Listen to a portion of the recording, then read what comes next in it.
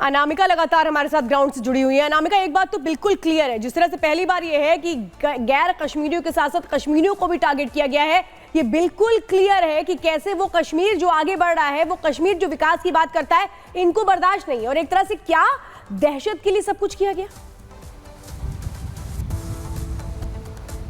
देखिए, target killing ऐसे पहले भी होती रही है, एक सालों में हमने रिकॉर्ड्स देखे हैं इसके, लेकिन वो जो टारगेट किलिंग्स होती थी वो इक्का दुक्का लोगों की होती थी। खासतौर पर टारगेट किया जाता था हिंदू परिवार के लोगों को, या फिर वो लोग जो कि गैर कश्मीरी हैं या बाहर से आके रह रहे हैं, रोजगार के लिए जुड़े हुए हैं, सरकारी कर्मचारी हैं, उनको टारगेट लोग करते थे यहाँ पर। लेकिन इस बार जो स्थिति निकल के सामने आई, इसमें 7 लोगों जो है, उन 7 लोगों में से कुछ गैर कश्मीरी भी और कुछ कश्मीरी लोग भी हैं। 7 लोगों की अगर बात की जाए तो यहाँ पे मौत हो चुकी है, और शायद यही वजह है कि अब नई सरकार के इकबाल पे भी सवाल खड़े हो रही हैं। 10 साल के बाद यहाँ के लोगों को ये मौका मिला कि जब वो चुनाव करवाए, चुनाव में भागीदार बने, नई सरकार चुने और जम्मू कश्मीर के विकास को लेकर के अपनी बात रख सके। लेकिन यहाँ पर जो जिंदगी है उसकी सुरक्षा ही खतरे में पड़ती हुई दिखाई दे रही है। जहाँ पर मेरी मौजूदगी है, यही वो इलाका है जो आगे जाएंगे आपको तो उस इलाके को जोड़ेगा जहां पे मजदूरों का कैंप बना हुआ है, मजदूरों का कैंप जहां पर बैठ के मजदूर जो है वो खाना खा रहे थे, लेकिन उस वक्त उन पर हमला कर दिया गया। जो मजदूर हैं उनकी मौत के साथ साथ सवाल ये भी दरअसल हो रहे खड़े कि जिस तरीके से इस पूरे के पूरे हत्याकांड में, इस पूरे के पूरे जघन्य अपराध में जो जिम्मेदार संगठन है लश्कर तैयबा का जो मुखौटा कहा जाता है, उसके लोगों ने साउथ कश्मीर के लोगों को अपने साथ जोड़ करके यहाँ पे इस वारदात को अंजाम दिया है। 100 से ज्यादा यहाँ पे जो गोलियां हैं वो चलाई गई हैं, कई गाड़ियां जो ऐसी उछलनी हो गई इस हादसे में, कई जो मजदूर अभी भी घायल है, जो हॉस्पिटल में उनको एडमिट करवाया गया है। साथ ही यहाँ पे जो आज जो कश्मीर के आईजी हैं उनकी ओर से भी घटनास्थल का जायजा लिया गया है। लेकिन चिंताजनक बात दरअसल ये है कि नई सरकार के गठन के बाद से ये जो नई चुनौती पेश आई है लोगों की जिंदगियों को लेकर के, खासतौर पर वो मजदूर जो कि कश्मीर के रहने वाले नहीं है, जो कि बाहर से आकर के यहाँ पे अलग अलग प्रोजेक्ट में काम करते हैं, उनकी जिंदगी पे खतरा अब यहाँ पे बनता हुआ दिखाई दे रहा है। क्योंकि देखिए, ये जो हाईवे है जो आगे जाता है पहाड़ी की ओर, पहाड़ी पर जो पावर प्रोजेक्ट काम चल रहे हैं उन्हीं में मजदूर काम करते थे। उनके लिए बेस कैंप भी बनाया गया है, बेस कैंप में ही उनके लिए कैंटीन भी बनाई गई जहाँ पे वो खाना खाते हैं, जहाँ पे उनकी फैमिलीज रहती भी हैं। और आज मनोज सिन्हा की ओर से उन परिवारों से मुलाकात भी की है, लेकिन उन परिवारों के सामने साथ साथ जो बाकी मजदूर हैं जो काम करते हैं अलग अलग प्रोजेक्ट्स में, उनके सामने एक सवाल खड़ा हो रहा है उनकी जिंदगी की सिक्योरिटी को लेकर के। क्योंकि इस घटना में जो 2 शख्स और शामिल हैं वो साउथ कश्मीर के रहने वाले हैं, और जो एक शख्स है वो पाकिस्तानी नागरिक बताया जा रहा है। यानी कि जो पाकिस्तान परस्त आतंकी हैं वो यहाँ के नौजवानों को बरगलाकर, बहलाकर, फुसला करके किस तरीके से घाटी की शांति में जहर घोलने का प्रयास कर, न सिर्फ प्रयास कर रहे हैं बल्कि टारगेट किलिंग कर रहे हैं। और शायद यही वजह है, और दरअसल जिस जगह पे मैं खड़ी हूं, बिल्कुल अनामिका, जैसा आपने कहा कि जो लोग सिर्फ प्रवासी मजदूर ही नहीं बल्कि अब कश्मीरियों पर भी हमला यहां आतंकी कर रहे हैं। सबसे बड़ी बात यह है कि आतंकियों को तो धरपकड़ की ही जाएगी, एनआईए की टीम भी पहुंच चुकी है, लेकिन क्या किसी स्थानीय की तरफ से भी इन्हें मदद दी गई है आतंकवादियों को? क्योंकि अमूमन ऐसे मामलों में देखा जाता है कि लोकल हेल्प उनको मिलती है, उसे पकड़ना सबसे ज्यादा जरूरी है। क्या इस एंगल से भी कोई तफ्तीश हो रही है? बिल्कुल, शायद यही वजह है कि आज सुबह से जो चेकिंग अभियान है वो तेज कर दिया गया, क्योंकि इस बात को लेकर क्या आकलन है कि जो लोकल कुछ लोग हैं उन लोगों की इसमें मिली भगत हो सकती है। और हमेशा से ही हमने देखा है कि जो आतंकी हैं वो ह्यूमन शील्ड का इस्तेमाल करते हैं। वो यही कि लोकल लोगों को बहलाकर, फुसला करके उनसे इनपुट्स लेते हैं, उनसे पता करते कि कौन कहाँ जाता है, कौन कहाँ इकट्ठा होता है, कौन सी फैमिलीज कहाँ पर रहती हैं। तो ये सारे जो इनपुट्स है वो उनको लोकल लोगों के जरिए ही मिलते हैं। और यही वजह कि जो 2-3 शख्स इसमें शामिल हैं उसमें से 2 शख्स जो है वो साउथ कश्मीर के ही रहने वाले हैं। ऐसे में इस एंगल से जरूर जांच की जा रही है कि जो लोकल लोग हैं उनकी इसमें कितनी भूमिका हो सकती है। और ये वजह कि जो देख रही है गाड़ियों की आवाजाही देख रही हैं आप, हर चौराहे पर इनसे पूछताछ की जा रही है, जांच की जा रही है। अगर गाड़ी स्थानीय नंबर की है तो उसे परमिशन मिल रही है आगे जाने की, वरना अगर कोई गाड़ी की परमिशन यहाँ की नहीं है, जो नंबर यहाँ का नहीं है, उसे परमिशन आगे जाने की नहीं दिखाई दे रही है।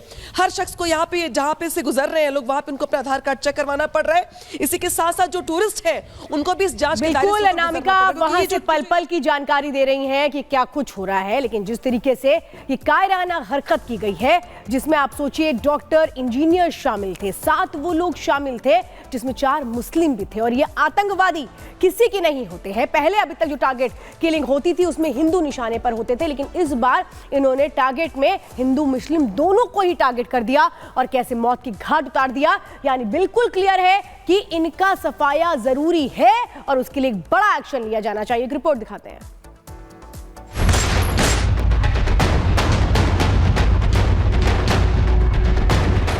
जम्मू कश्मीर के गांदरबल में आतंकियों ने प्रवासी मजदूरों को निशाना बनाकर गोलियां चलाई तो चारों तरफ शव ही शव बिखरे नजर आने लगे और मच गई चीख पुकार।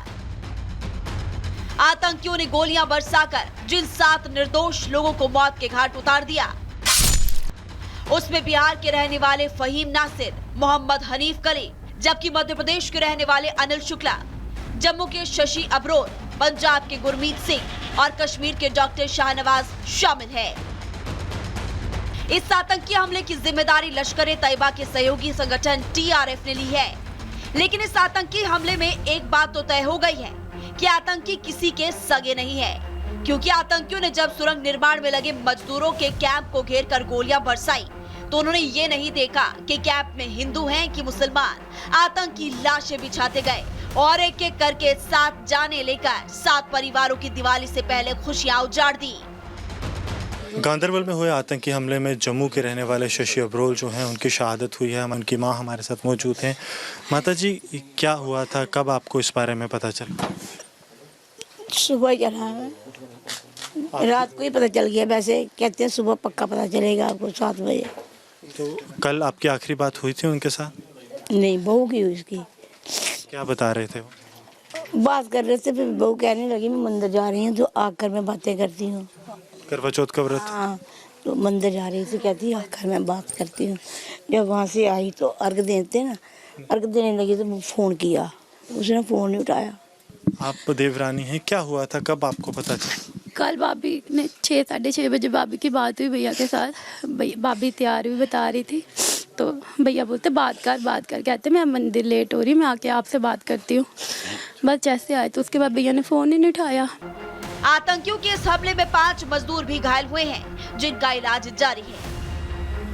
लेकिन जम्मू कश्मीर में उमर अब्दुल्ला की सरकार आने के बाद जिस तरह से टारगेट किलिंग की घटनाएं बढ़ी है वो बेहद चिंताजनक है, क्योंकि उमर अब्दुल्ला के शपथ लेने के कुछ ही दिन बाद शोपिया में आतंकवादियों ने बिहार के एक मजदूर की गोली मारकर हत्या कर दी थी।